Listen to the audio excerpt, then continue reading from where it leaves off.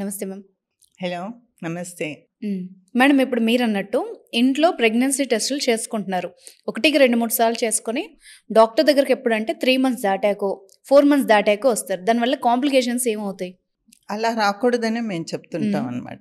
Pregnancy వస్తుందమ్మా, test positive వస్తుంది అని ఇంట్రాయూట్రైన్ ప్రెగ్నెన్సీ, ఎక్స్ట్రాయూట్రైన్ ప్రెగ్నెన్సీ అని ఉన్నది. ఇంట్రాయూట్రైన్ అంటే గర్భసంచిలో ఉన్న ప్రెగ్నెన్సీ, ఎక్స్ట్రాయూట్రైన్ అంటే ట్యూబ్స్లో ప్రెగ్నెన్సీ. దాన్ని మేము మెడికల్ టర్మ్స్లో ఎక్టాపిక్ ప్రెగ్నెన్సీ అంటాం. అది ఉంటే లేదమ్మా 1.5 2 months అవుతే అది బర్స్ట్ అయిపోతుంది, ఇంటర్నల్గా బ్లీడింగ్ అయిపోతుంది. ఎక్టోపిక్ ప్రెగ్నెన్సీ అది డాక్టర్సే తెలుసుకోగలుగుతారు, బయటికి సైన్స్ ఏముండదు. ప్రెగ్నెన్సీ టెస్ట్ పాజిటివ్ ఉంటుంది, వామిటింగ్స్ ఉంటుంది, కొంచెం నొప్పి వస్తుంటుంది, సడన్లీ కొలాప్స్ అవుతారు వాళ్ళు. అదే డాక్టర్స్ దగ్గర తొందరగా వెళ్తే వాళ్ళు స్కానింగ్ చేస్తారు, చూస్తారు, యూట్రస్ లోపల లాడ్జ్ అయిందా లేదా తెలుస్తారు. ఇదొకటి. నెక్స్ట్ ఏంటంటే ఆ లాడ్జ్ అయిన ప్రెగ్నెన్సీకి వయబిలిటీ సైన్స్ అంటాం.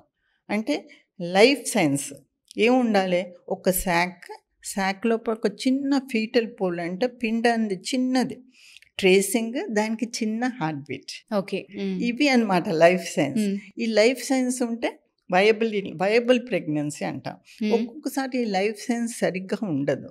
అంటే అటాచ్మెంట్ రాకపోవడం వల్ల, రక్త ప్రసారం రాకపోవడం వల్ల లైఫ్ సైన్స్ ఉండదు. ఆ లైఫ్ సైన్స్ లేకపోతే ఏమవుతుంది, మిస్డ్ అబార్షన్ అని లోపల అబార్షనే ఉండిపోతుంది. అలా ఉండిపోయి ఎప్పుడో విడిపోయి నొప్పి వచ్చి బ్లీడింగ్ అయినప్పుడే వస్తుంటారు చాలా. ఎందుకంటే ఇంట్లో కొంతమంది ఎల్డర్లీ పీపుల్ ఒకసారి వాళ్ళని ఈ విధంగా తప్పుదో పట్టిస్తున్నారు. ఈ 3 నెలల వరకు వెళ్ళకూడదు, ఏమి మందులు వాడకూడదు, 3 నెలలు అయినాక వెళ్ళాలి.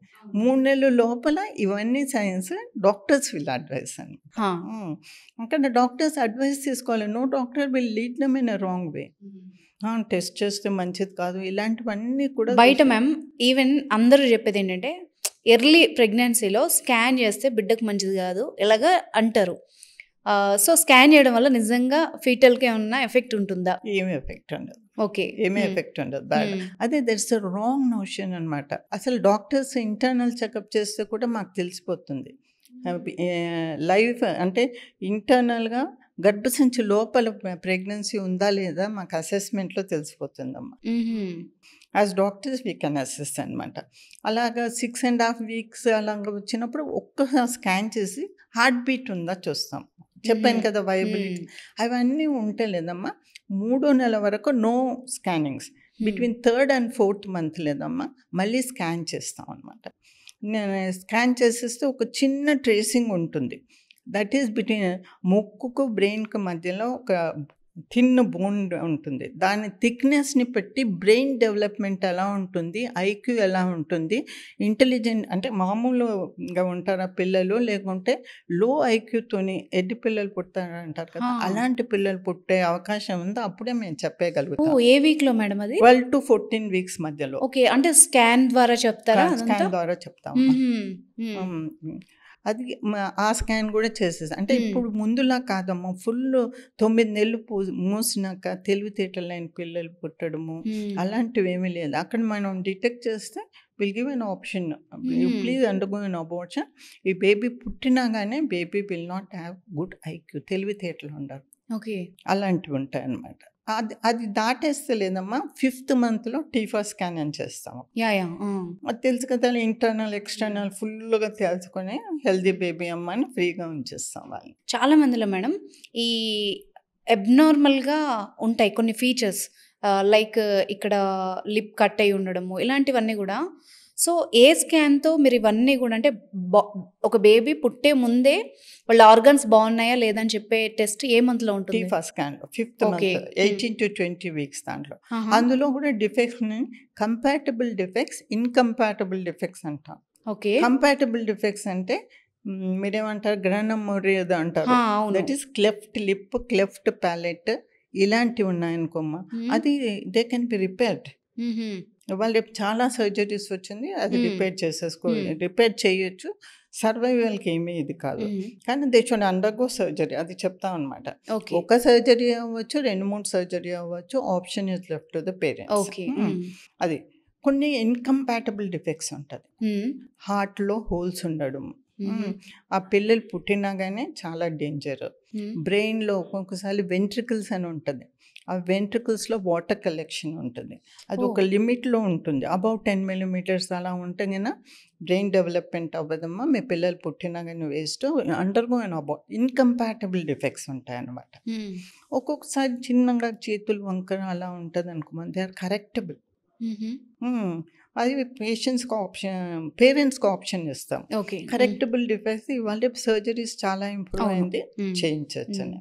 అలాగ ఉంటుందన్నమాట. కంపాటబుల్ డిఫెక్ట్స్, ఇన్కంపాటబుల్ అనెన్కెఫిలీ అనే డిఫెక్ట్ ఉంటుంది. రీసెంట్లీ మా ఒక పేషెంట్కి 14 to 16 weeks మేము డిటెక్ట్ చేసాం. బ్రెయిన్ మీద ఉన్న బోన్ డెవలప్మెంట్ అవ్వదు. ఈ సుపీరియర్ బోన్ ఓపెన్గా బ్రెయిన్ బయటకు ఉంటుంది. అనెన్కెఫిలీ అది 14 weeks we have aborted for that lady because that is an incompatible defect. అది పుట్టినా కానీ బేబీ బ్రతకదు. 9 నెలలు గ్రోత్ వస్తుంది, పుట్టిందే కొంచెం ఇలా అనేసి ఇదైపోతారు. అలాంటి కొన్ని మేజర్ డిఫెక్ట్స్ మనం ఎర్లీ బికాస్ ఆఫ్ ది 20 సంవత్సరాల క్రితం ఇదంతా లేదు. ఇప్పుడు మోడర్న్ డెవలప్మెంట్స్ వల్ల, మోడర్న్ డయాగ్నోస్టిక్ ప్రొసీజర్స్ వల్ల ఎర్లీ డెవలప్మెంట్స్ చేసేసి హెల్తీ బేబీని ఒక మదర్ చేతిలోకి పెట్టే అవకాశం వస్తుంది. ఓకే మేడం, మీ ఎక్స్పీరియన్స్ 45 ఏళ్ళుగా మీరు సర్వీస్ చేస్తున్నారు. సో అప్పటి కాలానికి చాలా 4 decades మారినాయి మొత్తం. ఏం చేంజెస్ చూసారు ఇన్నేళ్లలో? ఏం మార్చిందంటే ఇప్పుడు కొంచెం జనాల్లో అవేర్నెస్ వచ్చిందమ్మా. అంటే ఒక హాస్పిటల్కి వెళ్ళాలి, డెలివరీ అవ్వాలి అని. Even the government is spreading this. Health వర్కర్స్ని పెట్టింది, they go house to house and see అనమాట. సో ఆ అవేర్నెస్ వచ్చిందనమాట. అవేర్నెస్ వచ్చి మన ఆల్మోస్ట్ టౌన్స్లో అన్ని ప్లేసెస్లో హోమ్ డెలివరీస్ లేదు ఇప్పుడు. ఒకప్పుడు ఇంట్లోనే డెలివరీ అయ్యేది. ఇంతకుముందు ఇంట్లో కొంతమంది, నాట్ టు మెన్షన్ ఎలాంటి వాళ్ళు, కొంతమంది మాకు ఎక్స్పీరియన్స్ ఉంది, మేము డెలివరీలు చేయగలమని ఇంటికెళ్ళి డెలివరీ చేసేవారు. ఇంటికెళ్ళి డెలివరీ చేయడం వల్ల మెటర్నల్ కాంప్లికేషన్స్, ఫీటల్ కాంప్లికేషన్స్ మదర్కి, పుట్టిన బేబీకి చాలా వచ్చేస్తాయి. ఒక్కోసారి పుట్టిన వెంటనే బేబీస్ ఏడవరమ్మా. అంటే ఒక్కోసారి పీకప్ చుట్టుకొని ఉంటారు. అలాంటప్పుడు ఫుల్ సపోర్ట్ ఉండాలి బేబీని. With in minutes baby should cry. Life starts with cry. Okay. అయితే దీని వెనక రీజన్ ఏముంటుంది మేడం? ఖచ్చితంగా ఏడవకపోతే ఏమవుతుంది బిడ్డ పుట్టగానే? ఫస్ట్ పుట్టిందే ఏడుస్తే లేదమ్మా, గాలి లోపలికి వెళ్ళి లంగ్స్ ఎక్స్పాండ్ అవుతుంది. ఓకే. లంగ్స్ ఎక్స్పాండ్ అవుతేనే అప్పుడు హార్ట్ ఫంక్షన్ ఉంటుంది. Pure blood will go to all parts of the body. Okay. అది కదా లంగ్స్ ఫంక్షన్ ఏంటి? బ్లడ్ని ప్యూరిఫై చేయడం. పుట్టే వరకు baby is dependent on mother. Mother నుంచి బ్లడ్ సప్లై వెళ్ళిపోతుంటుంది కదా through the umbilical cord. Mother blood వెళ్ళిపోతుంటుంది, మదర్ ప్యూర్ బ్లడ్ వెళ్ళిపోతుంటుంది, వచ్చేస్తుంటుంది ఇంప్యూర్ బ్లడ్ మదర్కి. ఇలా జరిగిపోతుంటుంది. But once the baby comes out, the life starts with cry. Okay. ఆ క్రై వచ్చిందే లంగ్స్ ఎక్స్పాండ్ అవుతుంది. అదనమాట. ఆ క్రై రాకుండా డాక్టర్స్ లాగా మేము క్రై చేయాల్సి వస్తుంది. We see that the baby cries. I went to one spiritual conference. అందరు ఏవేవో ఎక్స్పీరియన్స్ చెప్తున్నారు. నేను లేచి చెప్పాను, I have listen to the divine voice అన్నారు. అందరూ ఇలా చూసారు, ఏమిటంటే పూజలు చేయదు ఏం చేయదు, డివైన్ వాయిస్ అంటుందని. The first cry of the baby is divine voice.